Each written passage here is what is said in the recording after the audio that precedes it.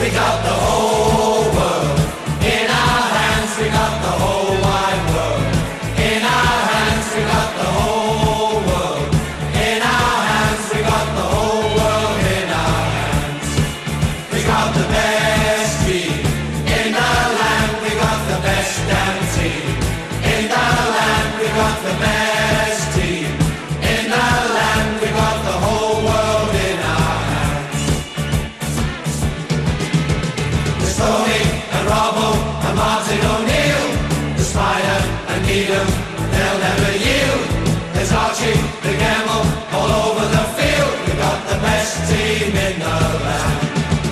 We got the whole world in our hands. We got the whole wide world in our hands. We got the whole world in our hands. We got the whole world in our hands. There's Colin and Withy and Larry Lloyd too. McGovern and Bertie, they're pushing them through. And Peter, the keeper, with nothing to do. We got the best team in the land. We're gonna win everything. So stand up and sing for Clough the King. We got the whole world in our hands. We got the whole wide world in our hands. We got the whole world in our hands. We got the whole world in our hands. Peter Taylor and Ian and Johnny O'Hare, Jimmy, the trainer, he's taking good care. No one Called for the long one, and it was accurate. Woodcock, a good ball for O'Hare, was in a marvellous position. He was tripped. I think Mr. Partridge is given the penalty. Robertson versus Clements. But now it is the turn of Nottingham Forest. And Kenny Burns takes the trophy, and who better to lift it to the Forest fans on this night, because he has been a leader in spirit and by example.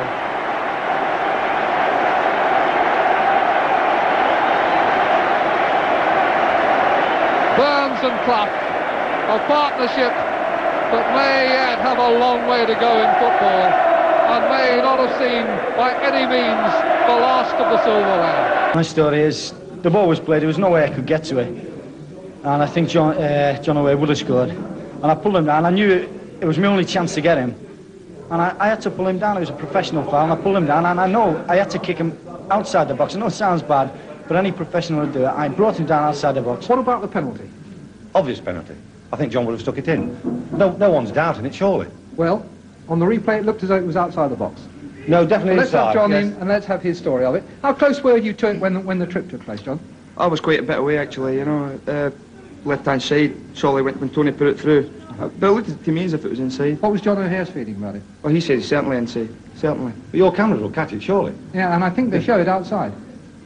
That's how it goes, eh? It also shows we've got the cup. team in the land. We got the whole world in our hands. We got the whole wide world in our hands. We got the whole world in our hands. We got the whole world in our hands. In Europe, Forest fans travel to Munich to see Trevor Francis make his European debut in the biggest game of all, the European Cup final, against Swedish outsiders Malmö. Woodcock.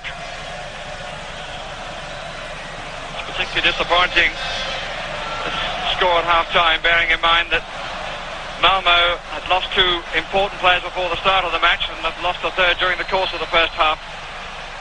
Robertson, the first time we've seen them attack them, and there's Francis! Well, that's what I wanted to see Robertson do.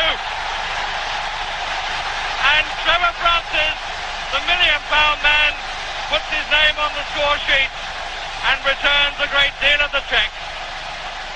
Brian Clough joined Forest in January 1975 when they were 13th in the second division. He said it would take 6 years to produce a championship team. In fact, it's taken 4 years and 5 months for them to win the European Cup, through the one goal scored by Trevor Francis, for whom he prepared to write out a cheque for over £1 million. Scoring that goal and playing well in the European Cup final projected me to star status, and my career, if I thought it had changed some 4 months prior to that when I became a £1 million footballer, it changed quite dramatically once again. John McGavin holds the European Cup aloft. We were a very close-knit bunch of players. We got together on the pitch, we went for drinks off the pitch, we socialised together. You know, if we played an away European game, 15 of us would come back and go straight to a club in Nottingham. And we were happy off the pitch, which translated onto the pitch. And of course we were managed by the best manager of all time in Brian Clough.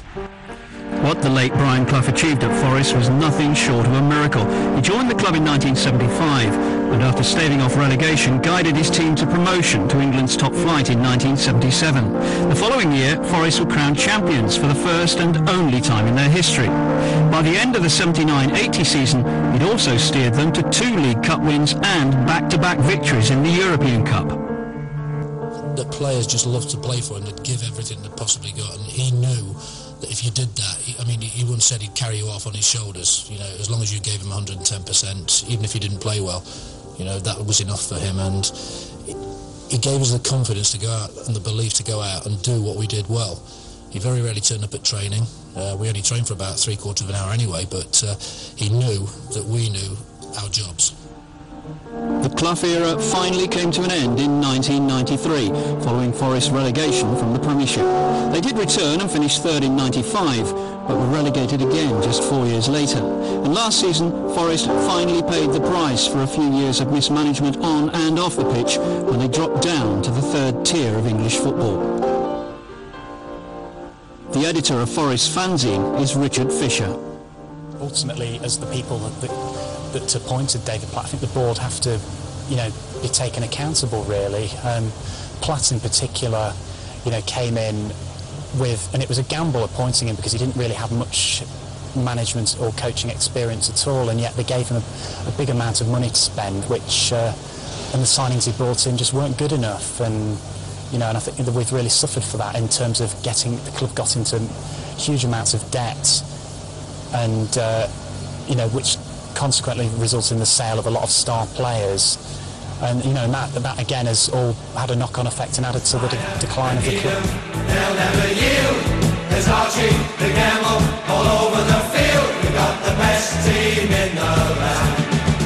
We got the whole world in our hands. We got the whole wide world in our hands. We got the whole world in our hands. We got the whole world in our hands. There's Colin and Withy and Larry Lloyd too. McGovern and Bertie, they're pushing them through. And Peter, the keeper, with nothing to do. We've got the best team in the land. We're gonna win everything. So stand up and sing for Cloughy the King. We got the whole world in our hands. We got the whole wide world in our hands. We got the whole world in our hands. We got the whole world in our hands. Peter Taylor and Ian and Johnny O'Hare, Jimmy the trainer, he's taking good care. No one can stop us, they wouldn't